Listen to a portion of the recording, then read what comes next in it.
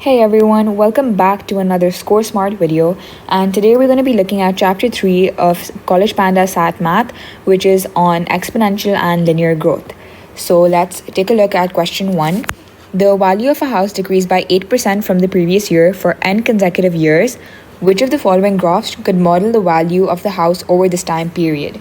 So since it's decreasing by 8% from the previous year, that indicates exponential decay, and so it cannot be option D because that is just a straight line. Let's take a look at graph A. So the slope is decreasing over time, and this is characteristic of exponential decay because the value approaches zero but it never quite reaches it, and the amount of decrease becomes smaller in each successive period or in each successive year. So that basically means that, as we can see, our slope is getting smaller, and that is because the rate of decrease is proportional to the current value. So the decrease is larger when the value is higher, and the decrease is smaller when the value is lower. So that is characteristic of exponential decay, so it seems like option A will be the right answer. Graph B shows linear growth, and that is not exponential, so it will not be that either. And in graph C, our slope is increasing, and that is not characteristic of exponential decay either. Okay, we need a curve that isn't decreasing but increasing. This is not typical for exponential decay, so our option A, it will be our right answer. Question 2. The employees at a new bookstore must stock a certain number of shelves so that the store is ready for its opening in 2 weeks. The employees stock shelves at a constant rate throughout the 2 weeks. If PT is the number of shelves left to be stocked after T days, which of the following statements best describes the function P? Now, the function is describing the number of shelves left to be stocked. So that means that this is a decreasing function because the number of shelves left to be stocked will decrease over time because more and more shelves will be stocked. So we know that it is a decreasing function, and it is linear because the question mentions that they are stocking it at a constant rate. So our answer is option B.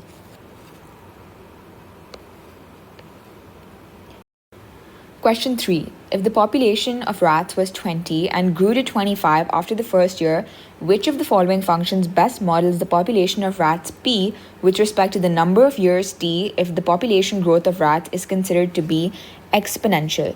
Now, in exponential, our time, which is number of years T, is always in the power. So that eliminates option A and D because it cannot be a coefficient. Now, let's find the growth rate of these rats, and to do that, we will do new minus old over old, as in the original.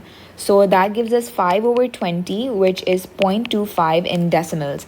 And since this is a growth rate, our growth rate will be 1.25, and we multiply that by the original, which is 20, and we put time in the power. So that gives us option B as our answer.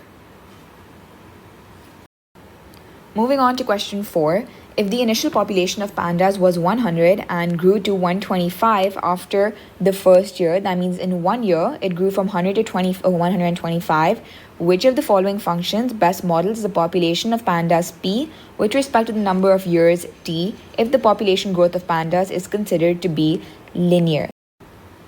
So for linear growth, we do not put our time in the exponent, so our time will be as a coefficient, so that eliminates option B and C.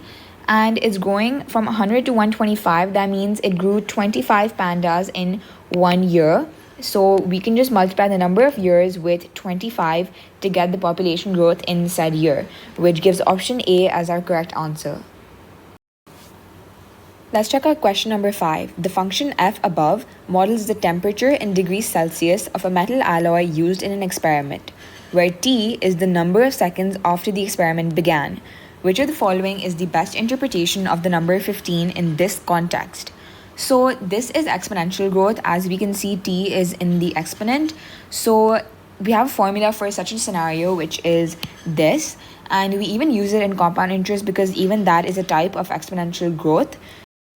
So as you can see in the formula, original is the original amount of whatever is in the scenario, whether that's money, people, whatever. And then R is the rate of growth upon 100, because usually rate is given in percentage.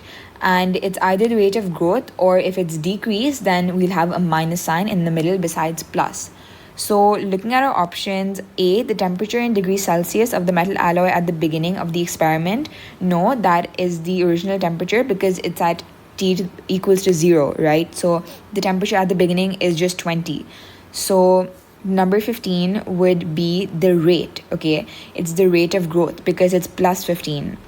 Now, which one of the options says that? B, the increase in temperature in degrees Celsius of the metal alloy every 100 seconds during the experiment. No, to get just the increase in temperature, whatever value you get at the end of this equation, you will have to minus that from the original to get the increase. Option C, the percentage by which the temperature in degrees Celsius of the metal alloy decreased from each second to the next during the experiment. No, because this option says decrease and we have a plus sign in the middle, so it'll clearly be growth.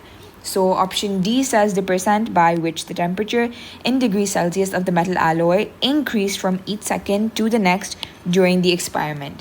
This is correct because 15 in this scenario is the rate at which the temperature is increasing. So be extremely careful because some students could just read the question, the option halfway and mark C, which would be completely incorrect.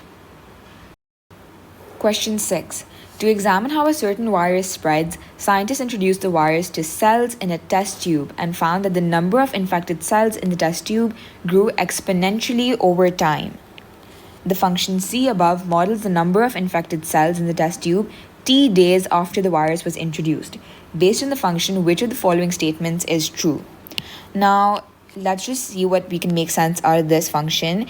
80 is the original number of cells they had on the first day when they introduced the virus on day 1, and 2 is the rate of growth. That means it's growing really fast, it's doubling, okay? And T was the number of days, so since it's T upon 5, they're measuring it in every 5 days, okay? Now let's look which statement is true. The predicted number of infected cells in the test tube doubled every 5 days. Yes, now that is true because see, if we put 5 over 5, as in if we put T is equal to 5, we would get 1. So if we solve 80 times 2 to the power 1, you're doing 80 times 2. So that is true that every 5 days, it is doubling. So option A is the correct option. Let's see what the other ones are saying. The predicted number of infected cells in the test tube grew by a factor of 5 every 2 days. That is not correct because 2 is not T. 2 is the growth rate and 5 is the number of days.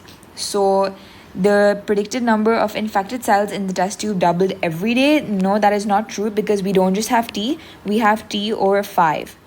And option D, the predicted number of infected cells in the test tube grew by a factor of 5 every day. That is not true because 5 is not our growth rate. We're using it to measure time. Okay? So hope it's clear why option A was the correct answer.